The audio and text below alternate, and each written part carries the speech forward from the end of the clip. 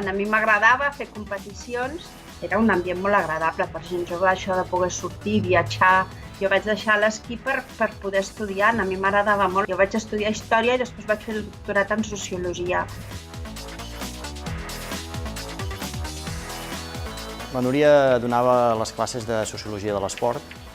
El que s'està fent ara, ella ja ho feia fa 20 anys enrere. Treballàvem molt a l'anàlisi d'articles, casos pràctics. Entenia molt bé la filosofia dels clubs esportius, que és d'on surt la competició a nivell esportiu.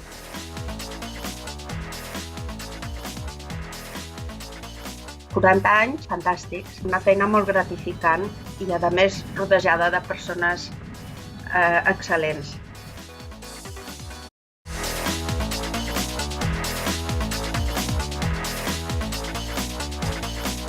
Jo vaig començar a fer judo quan tenia 11 anys i jo la veritat és que no havia practicat massa esport fins aleshores, però em vaig enganxar i fins ara. El judo és un esport molt complet, tant a nivell motriu com a nivell de valors. Té un codi moral que s'inculca des del cinturó blanc. Competir al nivell significa posar-hi moltes hores, molt d'esforç i moltes vegades moltes llàgrimes.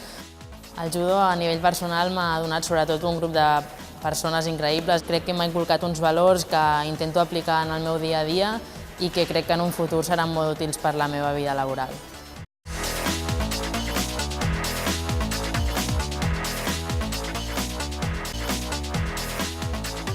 Vaig començar fent atletisme. Vaig estar 6 anys a la Blume, després vaig estar-ne 4 al Centre del Rendiment de Sant Cugat.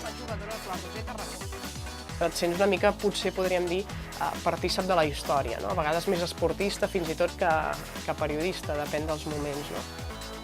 Aquí, des de Catalunya Ràdio, sí que intentem obrir finestres i donar visibilitat a aquest esport femení, més enllà del dia que només juguen una competició europea i com més ampli, més portes obrim, més possibilitats reals hi ha a la gent de conèixer-ho perquè s'ho mereixen, perquè és una realitat existent i, a més, està en un moment dolcíssim ara mateix l'esport femení al país. I que és potència, waterpolo femení.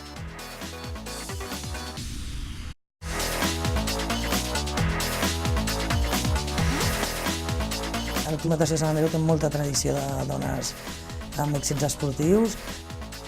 A nivell de treballadors estem amb un 48% dones, 52% homes, dels quals a l'equip de gestió un 72% són dones. Per tant, crec que és un ràtio molt alt dintre del sector esportiu. A nivell d'usuaris estem amb un 50% de dones usuàries de les instal·lacions.